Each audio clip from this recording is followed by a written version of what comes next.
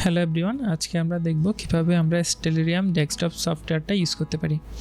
এটা আমরা ওপেন করলে প্রথমে আমরা এরকম একটা ইন্টারফেস দেখব। এই মুহূর্তে রাতের আকাশটা দেখতে কীরকম সেটা আমরা দেখব। দুই সাইডে দুইটা কন্ট্রোল প্যানেল আছে নিচের দিকে, সেখানে যদি আমরা কর্নারে ক্লিক করি তাহলে এগুলা অলওয়েজ আপ থাকবে, নাহলে আমরা ওখানে মাউস কার্সার নিয়ে গেলে সেটা উঠবে। এবার আমরা দেখি যে এইখানে যে প্রথম যে এটা আছে, এটা দিলে হচ্ছে কনস্টেলেশনের মধ্যে যে লাইনগুলো আছে সেগুলো আসবে, অর্থাৎ তারাগুলোর মধ্যে লাইন আসবে। দ্বিতীয়টা দিলে এইগুলো লেবেল আসবে, অর্থাৎ নামটা আসবে, মানে প্রথম থেকে দ্বিতীয়টা দিলে আবার ওটা ক্লিক করে চলে যাবে। এরপর আমরা 3 নাম্বার যেটা আছে সেটা হচ্ছে যে আর্টগুলো আসবে আর কি, যে চিত্রগুলো। এরপর আমরা দুইটা যদি অন করে রাখি তাহলে হচ্ছে এখন চিত্র আর হচ্ছে নামগুলো আছে, কিন্তু স্টারগুলো যে কানেক্টিং লাইন সেটা নাই। এই যে এখানে যে ফাস্ট ফরওয়ার্ডিং চিহ্ন আছে, এটা দিলে আমরা স্পিড বাড়াতে পারি, সময়ের স্পিড, অর্থাৎ টাইম যেভাবে পাস হবে সেটা দ্রুত গতিতে যাবে, ফলে আমরা স্টারগুলো ওভার দ্য পিরিয়ড কীভাবে মুভ করতেছে সেটা দেখতে পারবো। এখন দিনের বেলা চলে আসছে, সূর্য চলে আসছে। আমি যদি অ্যাটমসফিয়ার অফ করে দিই, এখানে আমরা অ্যাটমসফিয়ার অফ করতে পারি, তাহলে আর নীল আকাশ দেখা যাবে না, কারণ অ্যাটমসফিয়ার না থাকলে নীল হইতো না আর কি আকাশ। এরপর আমরা গ্রাউন্ড অফ করে দিতে পারি, এই যে এটা বাটন চাপ দিয়ে গ্রাউন্ড অফ করে দিলে আমরা শুধু আকাশটাই দেখবো, অর্থাৎ পৃথিবীটাই থাকবে না একেবারে। আমরা এখন পুরোটা ট্রান্সপারেন্ট হয়ে গেছে, এখন আমরা পুরোটা দেখতে পাচ্ছি আর কি, কনস্টেলেশনগুলো পুরো আকাশ একসাথে দেখতে পাচ্ছি সবগুলো। এখানে ডিরেকশনের যে কার্ডিনাল পয়েন্টগুলো এগুলো আমরা এখনও দেখতে পাচ্ছি, কোথায় উত্তর দক্ষিণ দেখতেছি যে আমরা সব কিছু আসলে আমাদের যে পোলারিসটা আছে সেটার চারপাশে ঘুরছে। এইখানে যে এই যে বাটনটা আছে, একটা বাটন চাপ দিলে আমরা প্রেজেন্ট টাইমে চলে আসবে, আর প্লে পজ বাটন দিয়ে আমরা প্লে করতে পারি, পজ করতে পারি, আকাশটা স্থির করতে পারি আর কি, কোনো কিছুর দিকে যদি আমরা তাকাই স্পেশালি। এরপর জুম ইন জুম আউট করা যাবে, আমাদের মাউসের যে ইয়েটা আছে স্ক্রলটা আছে সেটা স্ক্রল করলে ইজিলি করা যাবে ওটা দিয়ে। তারপর হচ্ছে আমরা প্যান করতে পারবো যে কোনো দিকে, ক্লিক করে হচ্ছে সরাইলে আর কি, ক্লিক করে ড্র্যাগ করলে যে কোনো একদিকে আমরা এটা ওই দিকে মুভ করতে পারবো। তারপর হচ্ছে আমরা আর্টগুলো অফ করে দিলাম, লেবেলগুলো অফ করে দিলাম। আমরা যে কোনো স্টার এখান থেকে সিলেক্ট করে ওখানে জুম করতে পারি, জুম করে আমরা আকাশটা জুম করে করে হচ্ছে মানে ডিটেলসে দেখতে পারি। যেমন আমরা এখানে হচ্ছে যেখানে এইদিকে হচ্ছে যে আমরা যাচ্ছি, এখানে আমরা এই যে ডিপ স্কাই বাটনটা আমি অন করে দিয়েছি, এটা হচ্ছে ডিপ স্কাই যে অবজেক্টগুলো সেগুলো আমাদেরকে দেখাবে।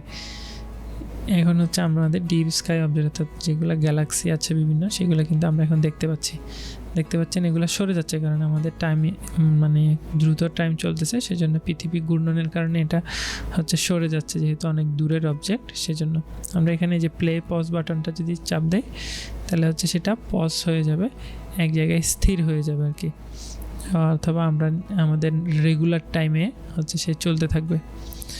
এখানে আরও কতগুলো অবজেক্ট, এগুলো এত দূরে যে এগুলো একদম আমরা মানে দেখবও না, আর নর্মাল স্পিডে দেখেন, একদম পৃথিবীর নর্মাল স্পিডেই কিন্তু সে অনেক জোরে চলতেছে। এরপর হচ্ছে আমাদের এইখানে হচ্ছে যে আমরা ইকুইটোরিয়াল মাউন্ট করতে পারি। ইকুইটোরিয়াল হচ্ছে মানে পৃথিবীর নর্থ পোলকে হচ্ছে সে মানে পোলারিস যে স্টারটা আছে সেটাকে ফিক্সড রেখে এটা দিয়ে হচ্ছে আকাশ মানে আকাশে মুভমেন্ট করা ইজিয়ার আর কি, ইকুইটোরিয়াল মাউন্ট। আর একটা হচ্ছে অ্যাজিমুথ আলটিটিউডাল মাউন্ট, এটা আর কি। এরপর হচ্ছে আমরা এখানে হচ্ছে বিভিন্ন হচ্ছে গ্যালাক্সি দেখতে পারি জুম ইন করে করে, অনেক সুন্দর সুন্দর। এগুলা হচ্ছে যে মানে আকাশে বা বাস্তবিক আকাশে যে জায়গায় আছে ওই জায়গায়। ডিপ স্কাই অবজেক্টটা আমি অফ করে দিলাম, কারণ এখন মাত্র নতুন নতুন আপনারা দেখতেছেন, তো সেহেতু প্রথমে ডিপ স্কাই অবজেক্ট না গিয়ে আগে আমরা আমাদের আশেপাশের যে অবজেক্টগুলো সবথেকে সুন্দর যে অবজেক্টগুলো সেগুলো দেখি। আকাশের সবথেকে সুন্দর অবজেক্টগুলো হচ্ছে নেবুলা।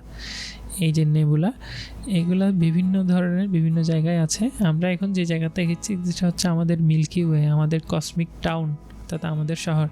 এখানে অনেকগুলা হচ্ছে এরকম নেবুলা আছে, একটু পরপরই অনেকগুলো নেবুলা আছে।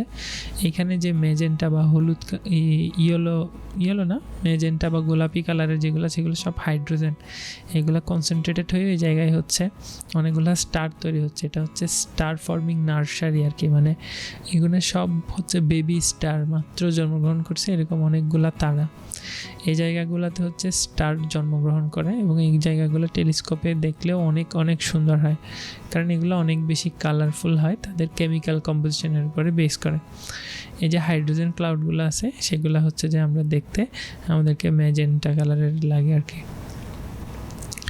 এরপর আমরা এখানে হচ্ছে কনস্টেলেশনের যে লেভেল এবং লাইন আছে সেগুলো দিয়ে ওই জিনিসটা কোন জায়গায় আছে সেটা আমরা বুঝতে পারি। যেমন এটা সাজিটারিয়াস হচ্ছে কনস্টেলেশনে ছিল।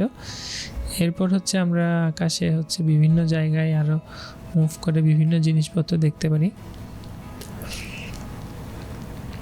আমি ইকুয়েটোরিয়াল মাউন্টটা অফ করেছি। এখন আমরা গ্রহের দিকে যাই। এটা হচ্ছে মার্সে আমি জুম ইন করতেছি, এখানে পজ করে দিলাম, জুম ইন করে আমি মার্সে একদম ভেতরে চলে যাচ্ছি। দেখেন এই যে মার্সের মধ্যে যে ইম্প্যাক্ট ক্রেটারগুলো সেগুলো দেখা যাচ্ছে। মার্সের যে মুন আছে সেগুলো দেখতে পেলাম আমরা, 2টা মুন। এরপর আমরা জুম আউট করে দেখতেছি এখানে স্যাটার্ন আছে, শনি। স্যাটার্নে আমরা জুম ইন করতেছি, জুম ইন করে করে দেখেন কত সুন্দর লাগবে। এটা আকাশের one of the best object আর কি, আমাদের প্ল্যানেটগুলোর মধ্যে সবথেকে সুন্দর। এটা হচ্ছে স্যাটার্নের একটা মুন, রিয়া। এখন স্যাটার্নের যে অন্যান্য মুনগুলা, কতগুলা মুন স্যাটার্নের, সবগুলা দেখা যাচ্ছে এবং আমরা এগুলোতে জুম ইন করে যাইতে পারি। আর আমরা এখানে শনির যে বলয়গুলো আছে সেগুলোও দেখতে পাচ্ছি। এখান থেকে বলয়গুলোর মধ্যে কতগুলা ব্রেক আছে সেগুলোও দেখতে পাচ্ছি, কিছু কিছু জায়গায় খালি, সেগুলো আমরা ডিটেলসে পরে দেখবো। এগুলোর আলাদা আলাদা নাম আছে আবিষ্কারকের নাম অনুযায়ী। আর স্যাটার্নের যে বিভিন্ন কালারের যে ব্যান্ড আছে সেগুলো আমরা দেখতে পাচ্ছি। গ্যাস ক্লাউড, স্যাটার্ন হচ্ছে পুরোটা একটা গ্যাসিয়াস আর কি, গ্যাস দিয়ে তৈরি, গ্যাসিয়াস প্ল্যানেট এগুলা। এই যে হচ্ছে টাইটানকে আমরা সবাই চিনি, থেনোসের বাড়ি। এটা হচ্ছে যে মানে খুবই নিয়ারলি হ্যাবিটেবল আর কি, হয়তো আমরা ফিউচারে ওখানে যাইতে পারি মানুষজন হচ্ছে আমাদের গ্রহে, আমাদের সোলার সিস্টেমে যদি হচ্ছে আমরা খুঁজি। এরপর আমরা জুপিটারের দিকে যাই। জুপিটার হচ্ছে আমাদের এখানে, আচ্ছা এখানে নেপচুন দেখা যাচ্ছে। এই যে নেপচুন খালি চোখে কিন্তু দেখা যায় না, টেলিস্কোপ লাগবে নেপচুন দেখার জন্য, কিন্তু আমাদের এখানে হচ্ছে আছে। তো আমরা টেলিস্কোপ দিয়ে কিন্তু দেখতে পারি। এটা হাবল টেলিস্কোপের ইমেজ, এগুলো অনেক ভালো। এই যে আমরা দেখতে পাচ্ছি নেপচুন ডার্ক ব্লু, এটা হচ্ছে একটা গ্যাস দিয়ে তৈরি। আমাদের আউটার সোলার সিস্টেমে আছে কিন্তু এটা অনেক দূরে। এবং এই নেপচুনের যে মুনগুলো আছে সেগুলো আমরা দেখতে পাচ্ছি এখানে।